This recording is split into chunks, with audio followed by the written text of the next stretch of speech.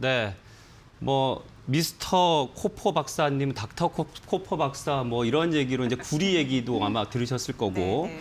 철광석이면 그럼 미스터 뭐 아이언 5 뭐 이렇게 나가야 될지 그런 생각도 하게 되는데 구리 가격 상승하신 거 아마 좀 원자재에 관심 있으면 아실 겁니다. 근데 오늘은요 최근 철광석 가격 많이 상승된 이야기 좀 나눠볼까 하는데 성 기자 현황 좀 알려주시죠. 네, 철광석이라고 하면 철강 제품의 원재료를 뜻하는데요. 이 철광석 가격이 최근에 상당히 가파르게 상승하는 모습을 나타내고 있습니다. 국내 철광석 가격의 지표로 자주 인용되는 것이 중국의 호주산 분광 수입 가격인데요. 철광석 가격 지표를 보면 2, 3년 전만 해도 톤당 뭐 60달러 내지 70달러 수준이었습니다. 지금 표에서 그래프에서 보실 수가 있는데 작년에 이제 반등을 시작했고요. 올해는 100달러를 넘어서 145달러까지 돌파하는 모습입니다. 2, 3년 전과 비교하면 두 배 이상 올랐다고 보시면 되겠고 7년 반 만에 가장 높은 수준이다. 이렇게 이해하실 수 있겠습니다. 네. 자, 그러면 지금 중국 제조업 경기가 좀 살아나는 것과 맥을 같이 한다라고 좀 보여지는데 상승 이유 좀 짚어주시면 좋을 것 같아요. 네. 자, 재화의 가격이 오른다는 것은 뭐 수요와 공급 측면을 살펴볼 필요가 있는데 네. 이 철광석 같은 경우는 공급은 줄고 수요는 늘어나는 그래서 가격이 오를 수밖에 없는 그런 상황이 연출되고 있습니다. 네. 공급 측면에서 보면 일단 철광석의 산지인 호주와 브라질에서 이 철광석 채굴에서 좀 문제가 생기고 있습니다. 코로나19가 확산되면서 채굴 그 작업 과정 자체가 조금 지장을 받고 있고요. 그러면서 공급량, 철광석 공급이 차질을 빚고 있고 수요 측면에서 보자면 최근 중국의 인프라 중심의 경기 부양책에 따라서 철강 수요가 늘어났기 때문입니다. 중국이 코로나19 가장 먼저 철퇴를 맞았지만 또 가장 빠르게 극복하고 있지 않습니까? 네. 중국은 세계 철강 제품 총 생산량의 절반을 차지할 정도로 글로벌 철강 시장에 있어서 막대한 영향력을 지니고 있기 때문에 이렇게 철광석 가격에도 영향을 미치고 있습니다. 네. 그렇다면 이 가격 당분간 계속 오를 것인지 어떨지를 좀 살펴봐야 될 것 같습니다. 전망을 이지혜 기자 통해서 좀 들어볼까요? 보시다시피 철강석 가격이 제가 준비한 표도 있는데 보시면 아시겠지만 정말 비정상적으로 급등을 했습니다. 네. 그런데 업계에서는 조금 더 갈 수 있다라는 가능성을 보고 있었습니다. 그동안 코로나19 때문에요. 이 원자재 상승분을 제품 가격에 반영하지 못했습니다. 그런데 이제는 인상이 불가피하다라는 의견입니다. 대표적으로 권 앵커님께서 말씀하셨다시피 경기가 좋을 때 그 신호를 주는 게 닥터 쿠퍼 경제 선생님이라고 해서 구리 네. 가격인데 우리 구리 가격 또한 8년 내 최고치를 찍은 흐름들이 있었는데요. 원자재 시장이 이제 물을 만났습니다. 그렇기 때문에 힘껏 이럴 때 놓쳐야지 이런 네. 분위기인 듯합니다. 네. 예. 자, 철광석 가격이 오른다면 우리 철강 관련 기업들 글쎄 원자재 가격 오르는 건 그렇게 좋은 소식은 아닌 것 같은데요. 좀 분석이 필요할 것 같습니다. 호재인지 악재인지 성 기자 좀 분석해 오셨습니까? 네.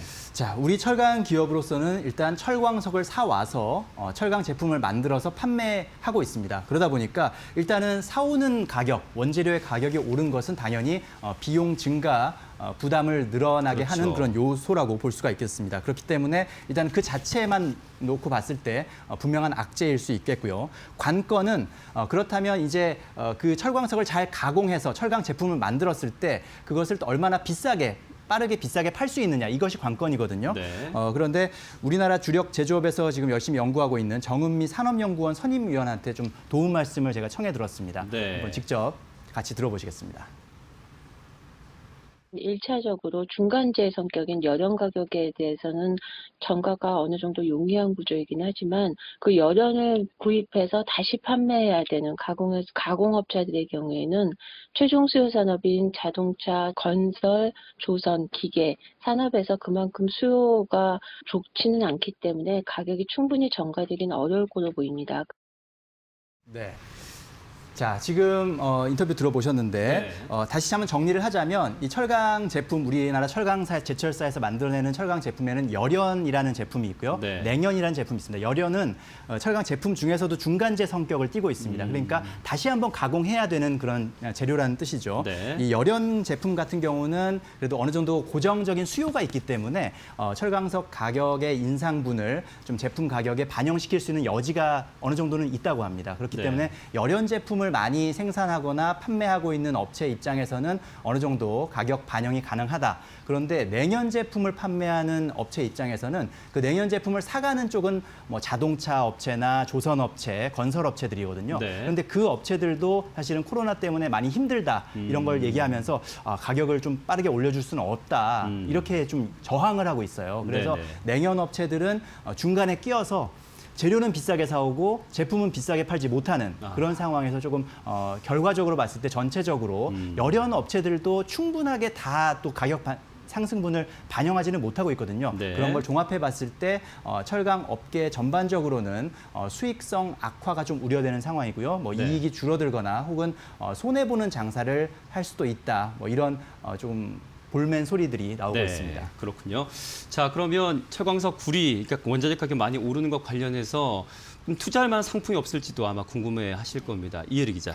네, 일단 저 이해라고요. 네. 우선 관련한 종목으로 이해라. 네, 이해라. 네. 우선 관련한 종목으로 포스코, 현대제철, 동국제강 이런 종목들 많이 알고 계실 것 같습니다. 지금 네. 표로 설명이 되고 있는 것 같은데 사실 근데 취재를 해보니까 증권투자업계에서는 그렇게 그다지 막 크게 추천을 하는 분위기는 아니었습니다. 이미 좀 많이 올라온 경향이 있고 좀 추이를 지켜봐야 한다. 그리고 업계에서도 아까 성전 기자가 잠시 언급을 해주셨지만 철강석 가격은 올라도 업계 수익성 측면에서는 조금 따져봐야 하기 때문에 네. 그런 부분들을 좀 고려해보자라는 언급을 전했습니다. 네.